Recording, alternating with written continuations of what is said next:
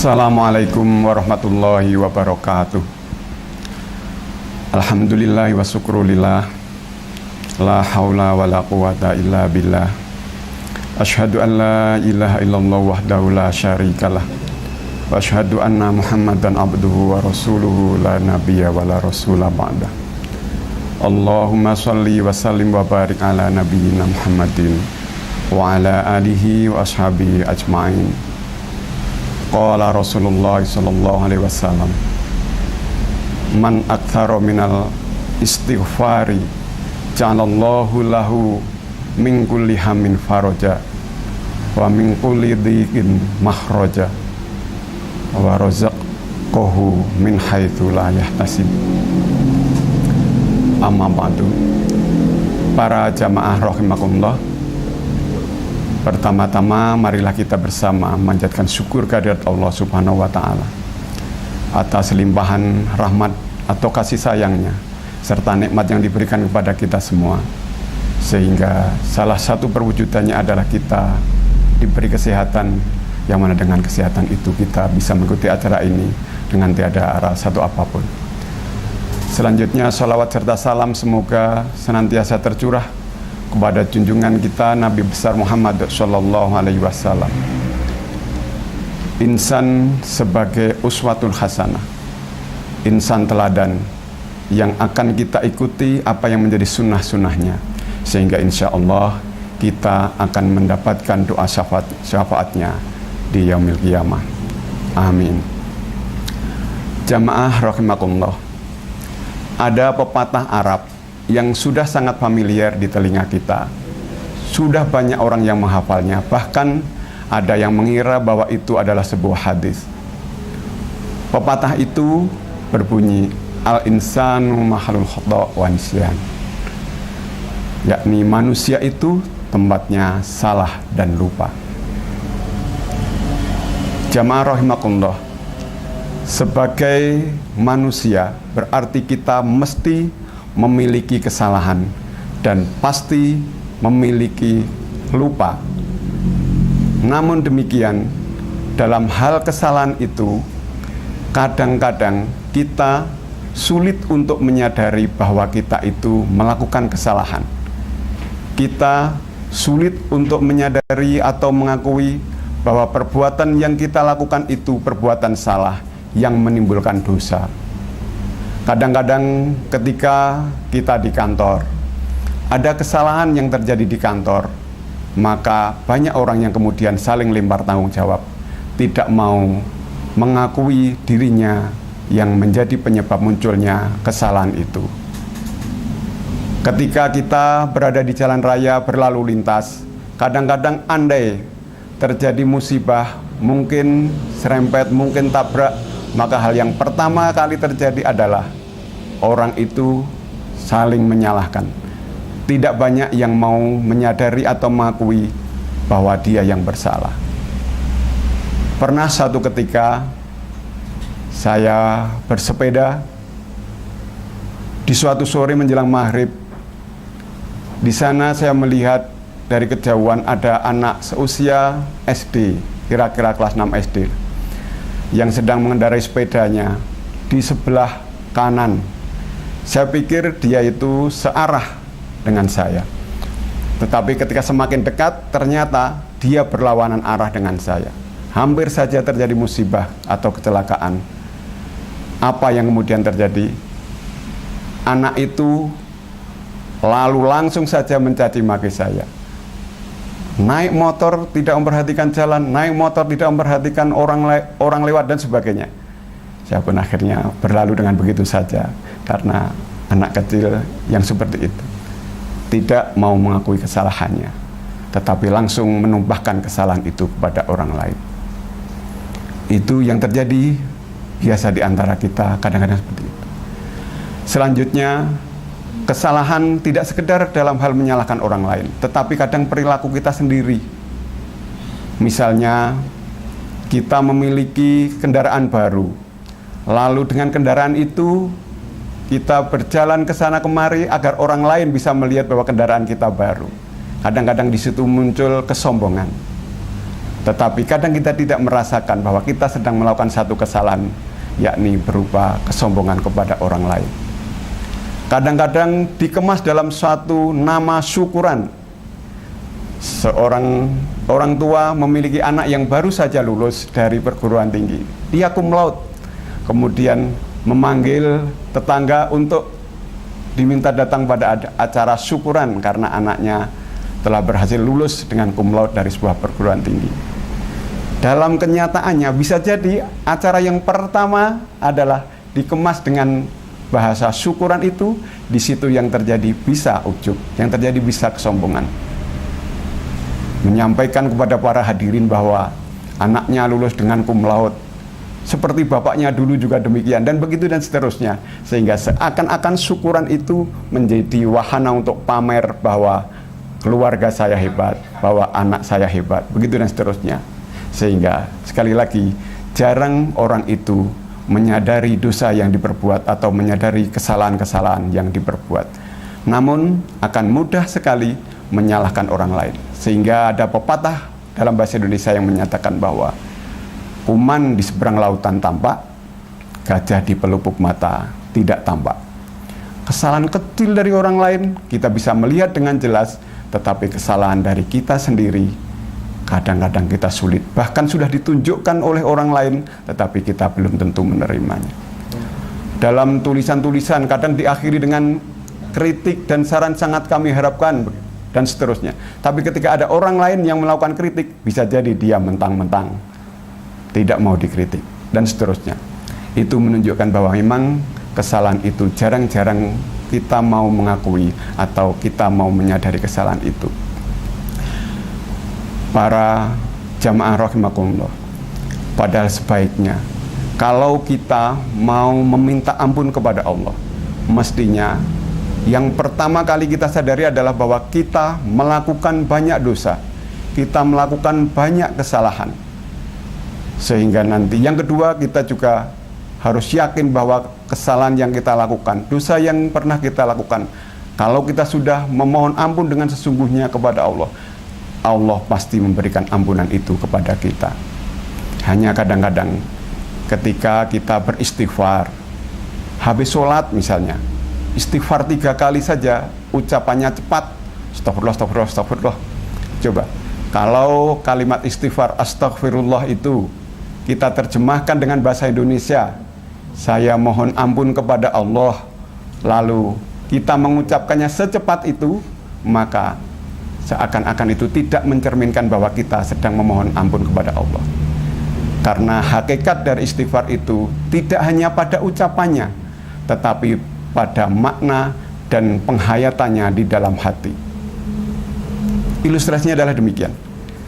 Kalau kita memiliki kesalahan kepada orang lain dan kita menyadari bahwa ternyata kita yang salah, lalu kita akan minta maaf kepada orang itu, maka yang kita lakukan kurang lebihnya adalah kita datang ke rumahnya, kemudian setelah dipersilahkan masuk, maka kita akan bilang, pertama saya sowan silaturahim, yang kedua berkenaan dengan peristiwa kemarin, ternyata setelah saya pikir-pikir, saya yang salah, saya yang menjadi penyebab dari peristiwa itu. Untuk itu dengan segala ketulusan hati, saya mohon Bapak untuk berkenan memaafkan apa yang menjadi kesalahan saya. Kira-kira seperti itu ilustrasinya. Tapi ketika kita beristighfar kepada Allah dengan kalimat yang begitu cepat, maka seakan-akan kita itu tidak mengakui kesalahan kita. Kesalahan kepada sama manusia saja kita minta maaf seperti itu. Coba kalau kita balik dengan sesama manusia tadi, misalnya saya yang salah, kemudian saya kepada orang yang saya datangi itu, saya hanya bilang minta maaf, minta maaf, minta maaf, begitu. Maka kira-kira orang yang kita mintai maaf itu belum tentu tahu maksudnya dan juga belum tentu mau memberi maaf. Apalagi kita memohon ampunan kepada Allah atas kesalahan kita. Maka sebagian kuncinya adalah kita sadari bahwa kita banyak melakukan kesalahan dan dosa. Yang kedua, yakinlah bahwa Allah akan mengampuni kita jika kita memang betul-betul memohon ampun. Jamaah rahimakumullah, dalam hal ampunan ini Rasulullah Shallallahu Alaihi Wasallam bersabda, tadi pada mukadimah sudah kami sampaikan, Rasulullah bersabda, man aktsara minal istighfari, barang siapa memperbanyak istighfar, ja'alallahu lahu min kulli hammin faraja, maka Allah akan berikan kepada kita dari setiap kesedihan suatu kelapangan. Wa min kulli dhiqin makhraja, dan dari setiap kesempitan jalan keluar. Wa razaqahu min haitsu la yahtasib, dan Allah akan memberikan kepada orang yang banyak beristighfar itu rizki dari arah yang tidak disangka-sangka. Jamaah rahimakumullah, kesedihan, kegundahan pasti kita alami. Kesedihan, kegundahan, bahkan kadang marah, itu merupakan bagian dari reaksi negatif ketika kita melihat satu kenyataan yang tidak sesuai dengan yang kita inginkan. Maka emosi negatifnya salah satunya adalah kesedihan itu. Di saat kita berharap anak kita bisa diterima di sebuah perguruan tinggi yang ternama sesuai dengan jurusannya, tetapi ternyata anak kita tidak diterima di perguruan tinggi tersebut, mungkin kita sedih. Pada saat petani mengharapkan panen yang berlimpah, tetapi pada waktu itu ada hama yang menyerang sehingga gagal panen, maka kita tentu menjadi sedih. Singkat kata, jika yang kita inginkan tidak sesuai, jika yang kenyataan tidak sesuai dengan yang kita inginkan, maka sebagian dari reaksi negatif kita secara emosional adalah kesedihan itu. Jika kita memperbanyak istighfar dan memperbanyak ikhtiar, maka insya Allah Allah akan memberikan kepada kita kelapangan dari kesedihan itu, entah munculnya dari mana. Pernah suatu ketika ada seorang penjual tahu. Dulu penjual tahu itu memakai pikulan, dipikul begini melalui pematang sebelum sampai di jalan raya. Ketika di pematang sawah, salah satu dari para penjual tahu itu ternyata pikulannya patah, lalu tahunya jatuh. Maka dia akan bersedih karena dia tidak bisa menjual tahunya yang jatuh ke sawah, sebagian bercampur dengan lumpur, kemudian diambili dan pulanglah dia. Sampai di rumah, istrinya bertanya, kok sudah pulang? Dengan raut muka yang nampak sedih. Sang suami bilang, tadi ketika saya berangkat, waktu melewati pematang sawah, pikulan saya patah dan tahunya jatuh di lumpur. Sebagian tahu hancur, sebagian lagi bercampur dengan lumpur. Ini sudah saya bersihkan dan saya bawa pulang. Dia sedih, istrinya juga sedih. Tetapi tidak lama kemudian, tidak sampai berganti jam, kesedihan itu hilang seketika. Karena saat itu dia mendengar kabar bahwa kendaraan yang biasa ditumpanginya bersama teman-teman penjual tahu itu ternyata mengalami musibah kecelakaan. Sehingga temannya yang tidak patah pikulannya itu mengalami musibah atau kecelakaan itu, sehingga dia masuk di rumah sakit. Sama-sama tidak bisa menjual tahu, tetapi temannya itu tambah tidur di rumah sakit, dirawat di rumah sakit, dan masih mengeluarkan biaya untuk perawatan di rumah sakit itu. Dia meski yang patah pikulannya tadi, kemudian bersyukur bahwa ternyata patahnya pikulan, kesedihannya tadi itu ada hikmah di balik itu, dan dia memang tidak bisa menjual tahu saat itu, tetapi dia tidak harus berbaring di rumah sakit, tidak harus merepotkan keluarga, tidak harus merepotkan tetangga, dan tidak harus mengeluarkan biaya untuk perawatannya di rumah sakit. Kesedihan ada, tapi insya Allah Allah memberikan kelapangan dari kesedihan itu. Yang kedua, min kulli dhiqin makhraja, dari kesempitan yang dialami Allah akan memberikan jalan keluar dari kesempitan itu. Para jamaah rahimakumullah, kesempitan hidup itu bisa bermacam-macam. Bisa kesempitan secara finansial, apalagi pada saat ini sedang dilanda pandemi corona, sehingga kadang ada orang tidak bisa lancar dalam berjualan, sehingga kadang-kadang ada orang yang di PHK, dia mengalami kesempitan secara finansial, maka dia mengalami permasalahan itu. Tetapi insya Allah dengan ikhtiar dan memperbanyak istighfar, Allah akan memberikan jalan keluar. Dan jalan keluarnya itu kadang-kadang juga tidak disangka-sangka datangnya. Dikisahkan ada seorang pengemudi truk, muatannya melebihi bak. Dia melewati suatu jembatan yang ada pembatas ketinggian itu. Saat truk sudah masuk, ternyata pembatas ketinggian itu mengenai muatan truk yang berlebih itu, sehingga truk kemudian sulit untuk melanjutkan maju dan sulit untuk mundur. Waktu itu sang sopir bilang pada kernet, coba kamu turunkan sebagian muatan itu sehingga truk bisa melewati pembatas. Maka kernetnya kemudian mencoba untuk menurunkan sebagian muatan yang ada di bagian atas. Tidak diduga ternyata di bagian bawah dari jembatan itu ada beberapa anak kecil yang sedang mandi di sungai. Anak itu hanya berteriak, cuma gitu aja kok harus diturunkan ya. Andai saja rodanya dikempiskan ke empat-empatnya, dikurangi anginnya, maka truk itu kan tentu akan bisa jalan. Dan nanti setelah sampai di seberang jembatan, dipompa lagi, tentu tidak sulit. Sang kernet mendengar itu, maka kernet itu kemudian berbisik kepada sopir, mengatakan apa yang dikatakan anak kecil itu. Maka sang sopir kemudian berteriak kepada anak kecil itu, "Hai!" gitu, sambil mengacungkan jempol, bahwa dia mengatakan hebat begitu dalam hatinya.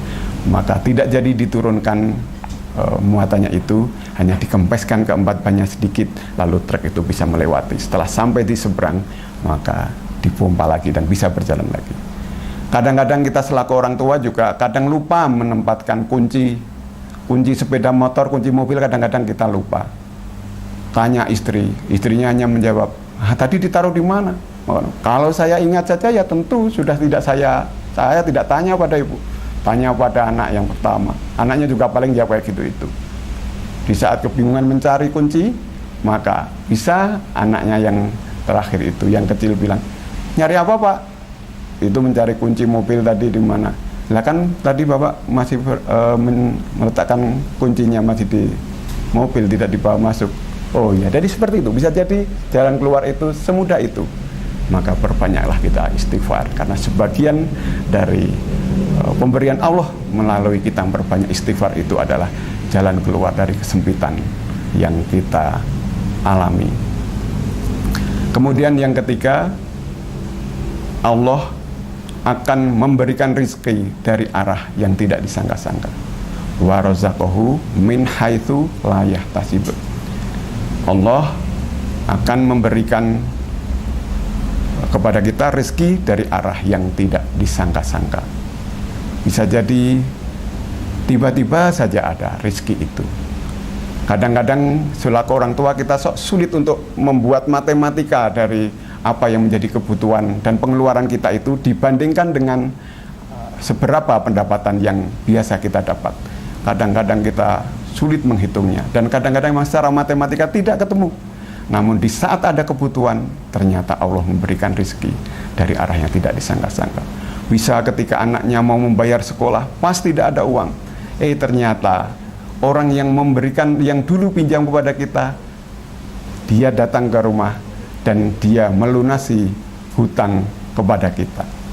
Itu sebagian contoh rezeki dari arah yang tidak disangka-sangka. Bahkan kadang-kadang kita waktu di rumah ada undangan, ternyata mungkin kita menjadi penulis undangan dari penerbit, yang penerbit itu ternyata akan memberikan honorarium kepada kita dari tulisan itu. Dan masih banyak lagi beberapa hal yang kadang-kadang rezeki itu memang betul-betul kita rasakan datangnya dari arah yang tidak disangka-sangka. Jamaah rahimakumullah, itulah jika kita memperbanyak istighfar, sehingga kita akan mendapatkan ampunan dari Allah. Ampunan terhadap kesalahan kita itu ibarat kita menulis, kemudian tulisan itu ditipek. Karena ampunan berarti kita ditutupi dari dosa dan kesalahan itu, dan Allah kemudian tidak menghukum kita akibat dari dosa atau kesalahan kita itu. Tetapi dosa atau kesalahan kita itu besok di akhirat masih ditunjukkan oleh Allah. Hanya saja Allah tidak menghukumnya karena Allah telah memberikan ampun. Itulah ampunan. Ditutup seperti tulisan yang ada, kemudian ditutup pakai tiplek atau ditutup pakai lembaran yang lain sehingga tulisan itu menjadi tidak nampak. Demikian juga dengan kesalahan kita itu menjadi tidak nampak karena ditutup. Namun masih ada tulisan itu, dan besok di akhirat kesalahan itu masih akan ditunjukkan oleh Allah Subhanahu wa taala. Hanya saja kemudian karena Allah telah mengampuni kita, maka kita tidak dihukum dengan kesalahan itu. Jamaah rahimakumullah. Saat ini kita di hari-hari terakhir pada bulan Ramadan. Kita mungkin sudah banyak melakukan istighfar juga. Bahkan istighfar itu biasa kita lakukan dalam sholat, ketika kita sujud, kita juga mohon ampun kepada Allah. Ketika kita duduk di antara dua sujud, kita mohon ampunan kepada Allah.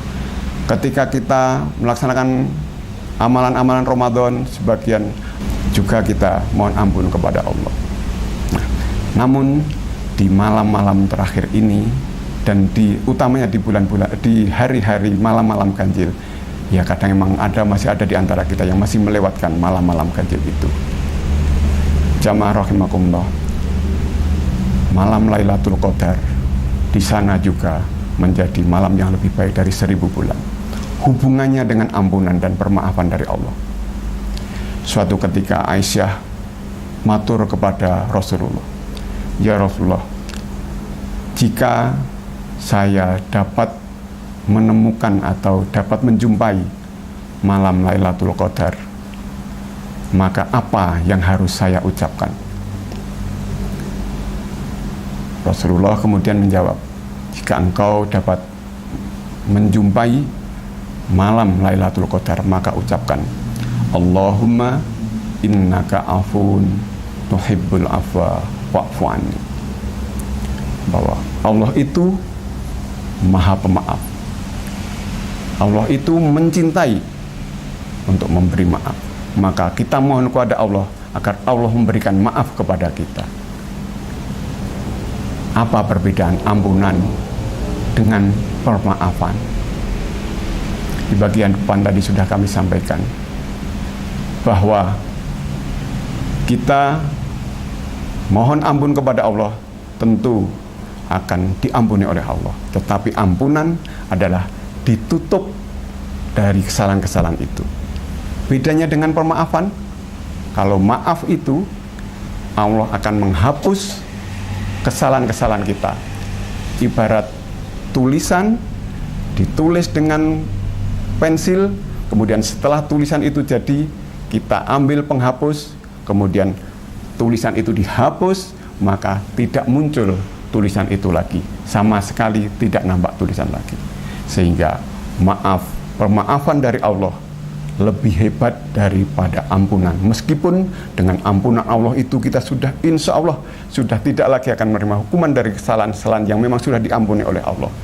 Tetapi pemaafan menjadi jauh lebih baik lagi, karena ketika kita memohon maaf dan Allah memaafkan kesalahan dan dosa-dosa kita itu, maka dosa-dosa itu, kesalahan-kesalahan kita itu sudah dihapus oleh Allah. Jamaah rahimakumullah, sekarang saatnya kita untuk mengintrospeksi diri di penghujung bulan Ramadan ini. Berapa banyak kesalahan-kesalahan yang kita pernah berbuat? Mungkin dari ucapan-ucapan kita, mungkin dari sikap kita, mungkin dari perilaku kita.